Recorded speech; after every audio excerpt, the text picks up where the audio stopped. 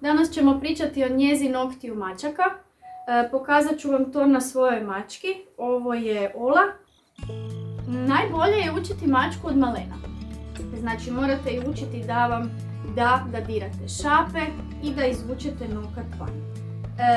Probajte naći način gdje osjećate da je maca najsigurnija i najopuštenija. Jer ako je pod stresom neće vam dati sigurno da si režete nokte. Ja osobno obožavam ovaj položaj. Opa. Tako. I onda si ju stavim ovako u krilo. I onda ona u pravilu ne može nigdje otići.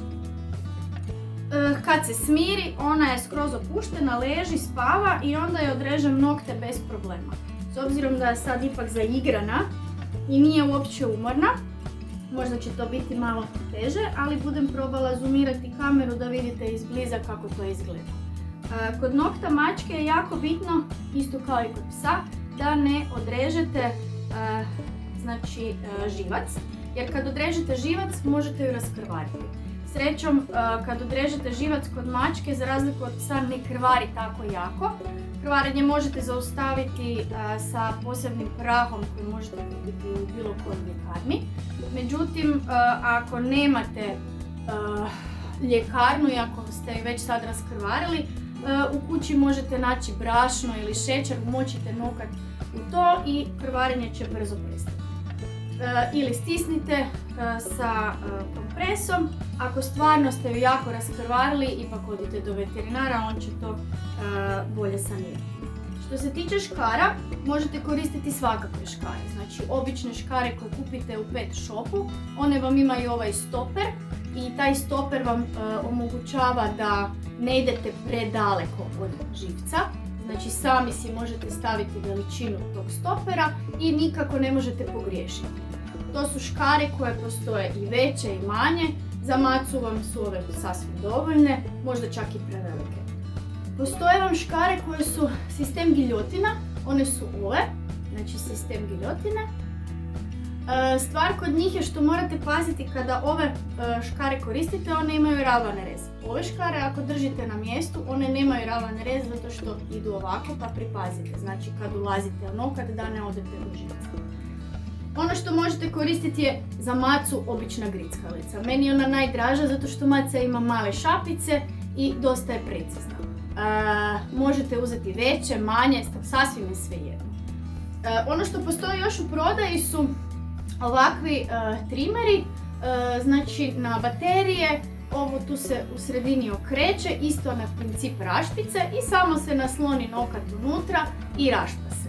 Doduše vibrira pa morate naučiti macu na taj zvuk, a u pravilu s ovim je stvarno ne možete ni izlijediti jer maca će već osjetiti kad je rub blizu živca i povući će šapu. Ako vam je stvarno maca u redu, možete čak i sa običnom rašpicom rašpati samo da zatupite nokat, ali nećete ga puno skratiti. Ako imate dugodlaku mačku, onda vam savjetujem da si uzmete ovakve mrežice koje možete dobiti kad kupujete voće i povrće. Zato što kad je maca dugodlaka, gurnete znači, tu mrežicu na samu šapu i ostaće vam sami friški nokti. To vam je jedan mali trik koji vam je super stvar. Znači samo se ovako stavi i nokat izađe van. Ok, ajmo mi se rezati maci. Nokat. Doći. Kako se sad? Doći. Dobro. Znači za to nam je potrebna maca. Ako to radite u kući, onda vam savjetujem da si uzmete ručnik jer će nokti svugdje letjeti i onda ili morate dobro usisati kuću ili možete to raditi u kupaoni zato što je tamo najlakše očistiti kupaonu od noktića. I to je to. Maca se mora učiti tome od malena. Također ako je mačka opasna i baš se ne da šišati lako, onda ćete definitivno morati zamotati u ručnik da vas ne ozlijedi.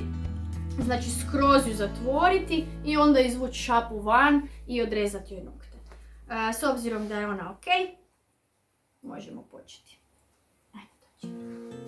Znači, stisnete nokat tako da izađe van. Znači primite šapicu i samo istisnete nokat, će vam izaći van.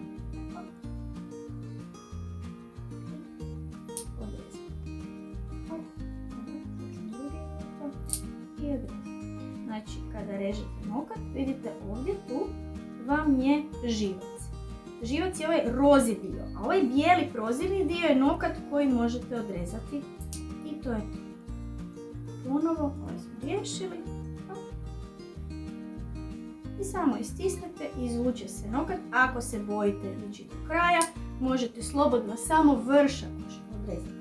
Mace imaju isto ko psi ovaj peti noktić, on je malo sa strane, njega morate također pošišati i sa ove strane samo lagano, hop, i to je to.